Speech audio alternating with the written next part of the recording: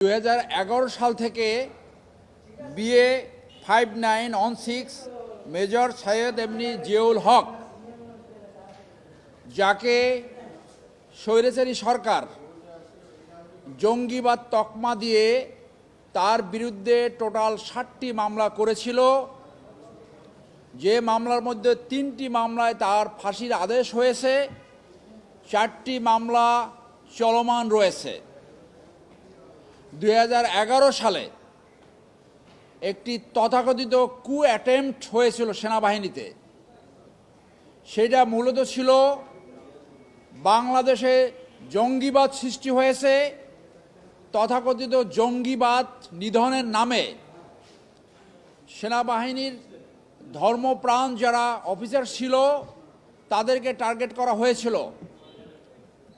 রয়ের বুদ্ধিতে আওয়ামী লীগ সরকার তৎকালীন একটি পলিসি নিয়েছিল, এইটা জনগণের সামনে দেখানো যে বাংলাদেশে যদি আওয়ামী লীগ সরকার না থাকে তাহলে জঙ্গিবাদ মাথাচাড়া দিয়ে উঠবে, জঙ্গিবাদ বাংলাদেশকে গ্রাস করবে।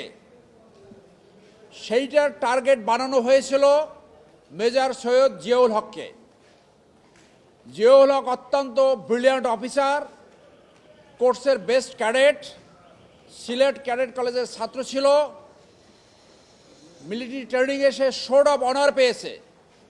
যারা অলরাউন্ড ব্রিলিয়ান্ট তারাই সোর্ড অফ অনার পেয়ে থাকে। এই অফিসার ধর্মপ্রাণ এবং দেশপ্রেমিক ছিলেন।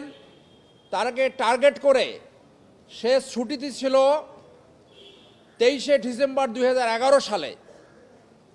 ছুটি থাকাকালীন সাভার তার এক আত্মীয়র বাসা থেকে তাকে অ্যালেজলি রয়ের অফিসার সহ ইন্টেলিজেন্স অফিসাররা তাকে গুম করে। 2 দিন গুম রাখে।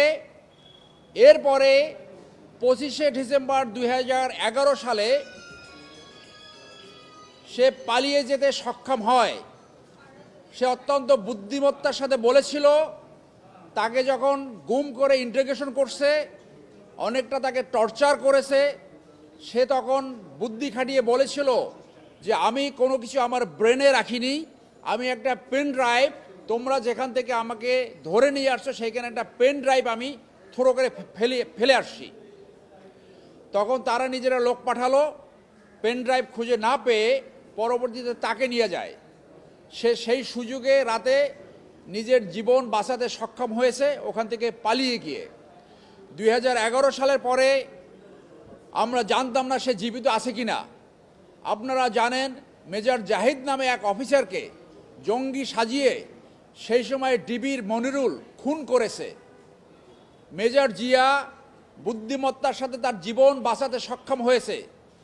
একটি সিনেমা আছে এস্কেপিং ফ্রম দ্য ডেথ, এই সিনেমার বাস্তব সংস্করণ হইল মেজর জিয়া।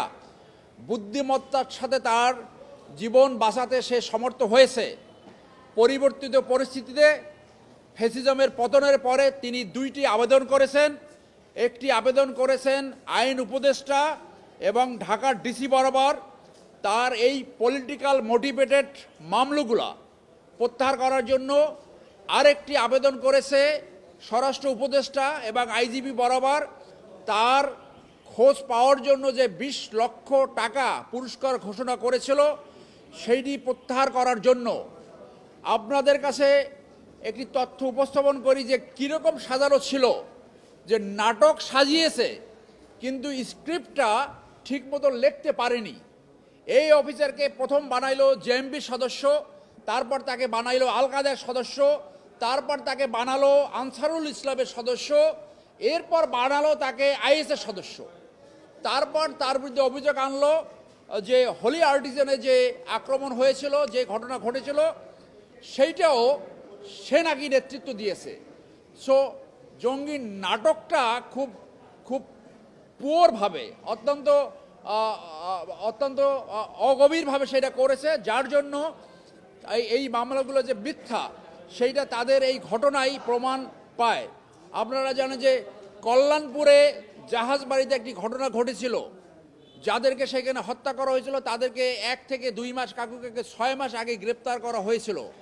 এইটা এখন পত্রিকায় আরও পরিষ্কারভাবে আসছে। এই মামলাগুলো পুরোটাই পলিটিক্যাল মোটিভেটেড, মিথ্যা এবং জঙ্গি নাটকের অংশ।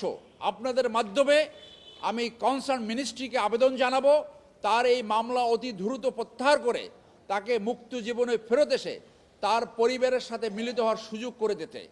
পলিটিক্যাল মামলা প্রত্যাহারের জন্য কমিটি হয়েছে, সেই কমিটি তার এই আবেদন বিবেচনায় নেবে বলে আমরা আশা করি।